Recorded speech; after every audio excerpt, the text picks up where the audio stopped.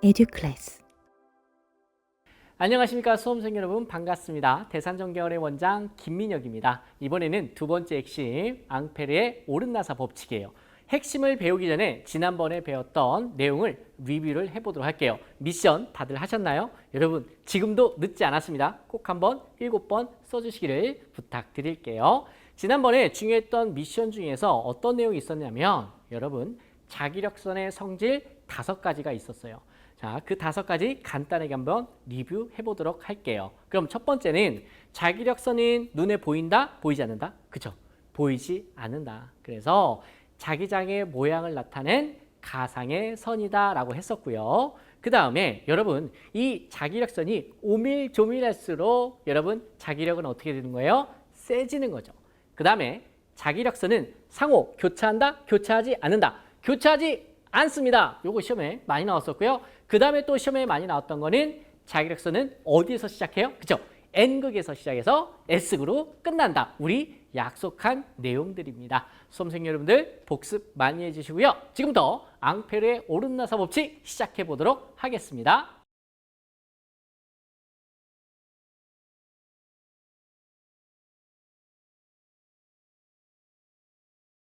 두 번째 핵심 시작해 보도록 하겠습니다. 두 번째 핵심은 앙페르의 오른나사 법칙인데요. 자, 제가 준비한 첫 번째 키워드는 바로 오른나사입니다. 우리가 흔히 사용하는 나사 있죠? 그러면 그 나사를 생각하시면 정말 쉽습니다.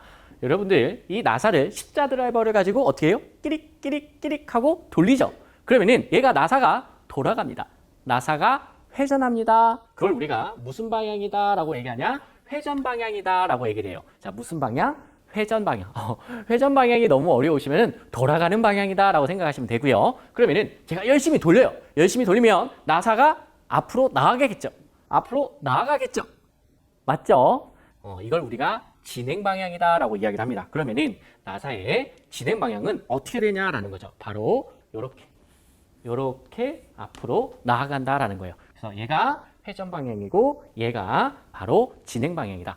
이 얘기를 왜 배우냐면 조금 있다가 전류가 만드는 자기장에 대해서 배울 거예요. 근데 전류가 만드는 자기장이 이런 모습을 가지고 있어서 우리가 앙페르의 오른나사 법칙이다 라고 얘기를 하는 겁니다.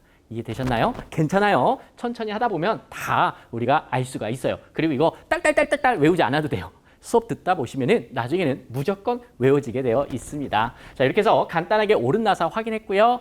이번에는 전류가 만드는 자기장을 살펴보도록 할게요. 여러분들 우리가 지난 시간에 어떤 내용에 대해서 배웠냐?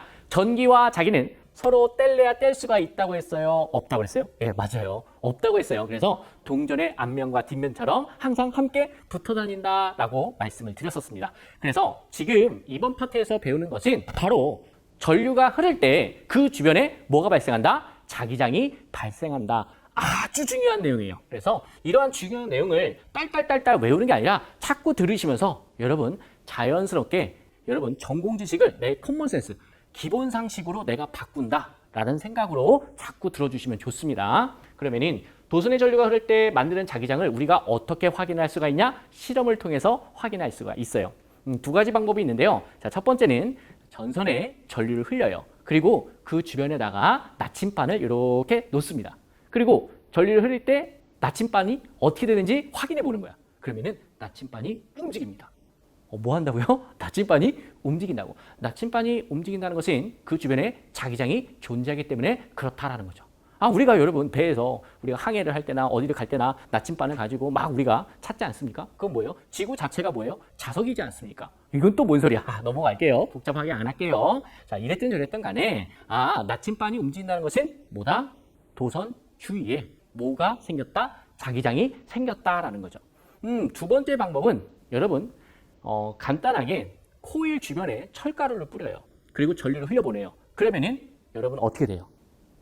철가루가 이렇게 어떤 모양을 가지면서 철가루가 배열을 한다. 그러면은 우리 첫째 날에 뭘 배웠죠? 자석 있잖아. 자석에다가 철가루 뿌렸잖아요. 그때 철가루가 어떤 모양을 가지고 이렇게 여러분 모이지 않았습니까? 그거 똑같은 내용이 또 나오는 거예요. 도선에 전류를 흘릴 때도 이렇게 철가루가 움직이는구나. 철가루가 모이는구나. 즉 자기장이 생긴다라는 것을 우리가 확인할 수가 있는 거죠.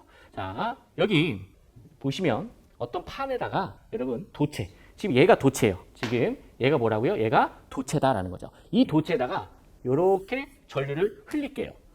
도선에 전류가 흐르면 그 주변에 뭐가 발생한다? 자기장이 발생한다. 그러면서 나침반이 이런 식으로, 이런 식으로, 이런 식으로, 이런 식으로 바늘들이 움직인다라는 거죠. 제가 지금 화살표를 했는데 나침반의 바늘을 생각하시면 돼요. 이렇게 보시는 바와 같이 도선에 전류가 흐를 때 주변에 뭐가 발생한다? 그렇죠. 바로 자기장이 발생한다. 그래서 전류가 만드는 자기장이다라는 거야.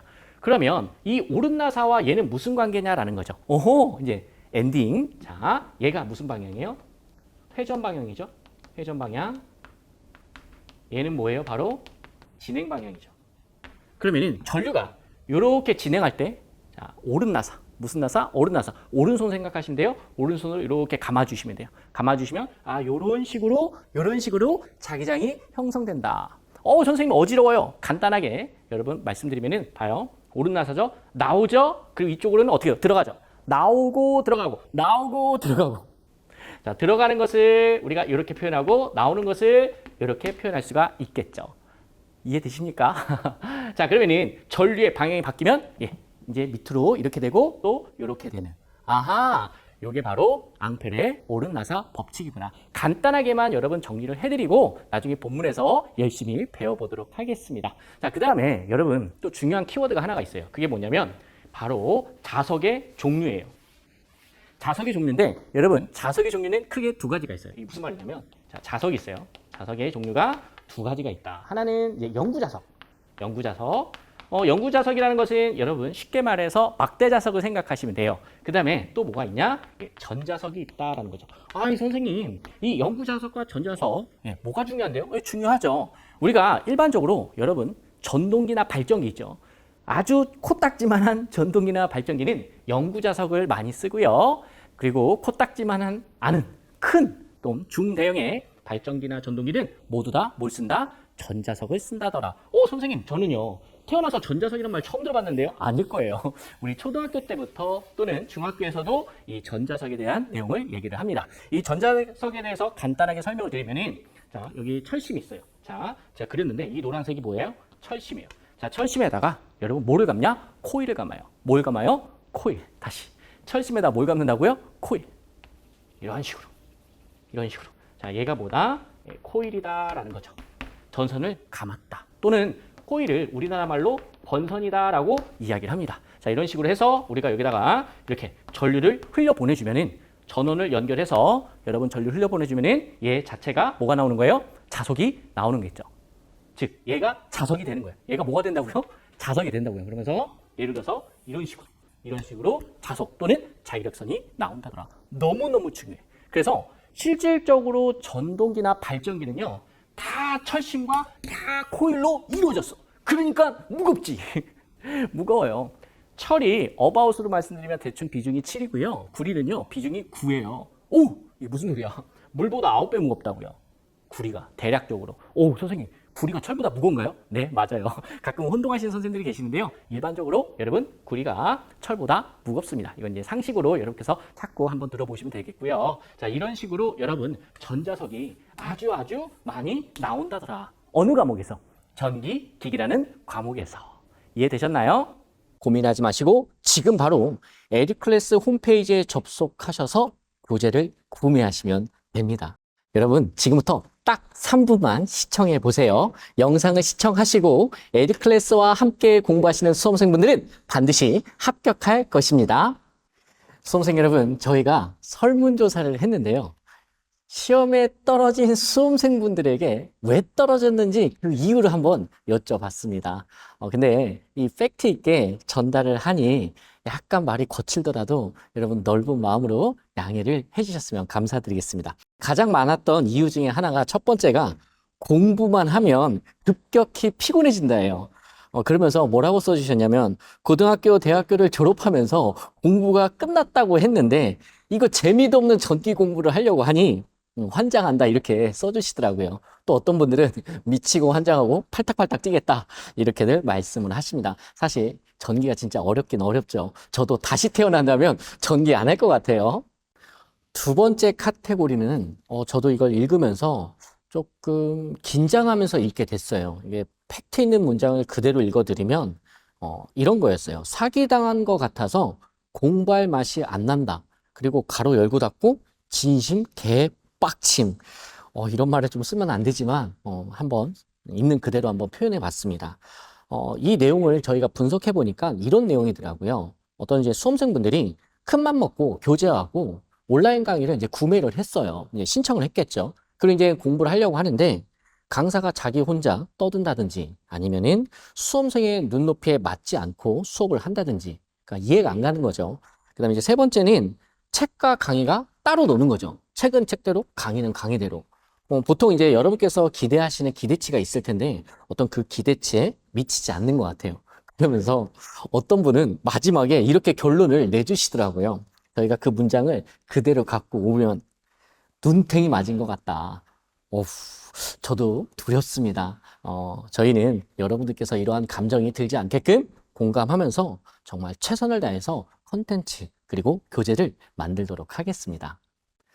세 번째인데요. 사실 저희도 이 설문조사를 진행하지 않았다면 이 세 번째 이유가 이렇게 크게 많은 분들이 고민을 하시고 걱정하시는 줄 몰랐을 거예요.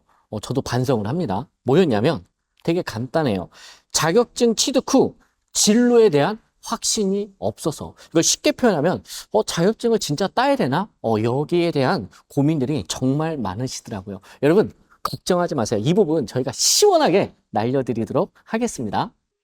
수험생 여러분, 이 중에서 몇 개가 공감이 되시나요? 만약에 단 한 개라도 공감이 된다면 고민하지 마시고 지금 바로 에듀클래스 홈페이지에 접속하셔서 교재를 구매하시면 됩니다. 수험생 여러분, 저희와 함께 하시면 반드시 합격하실 것입니다.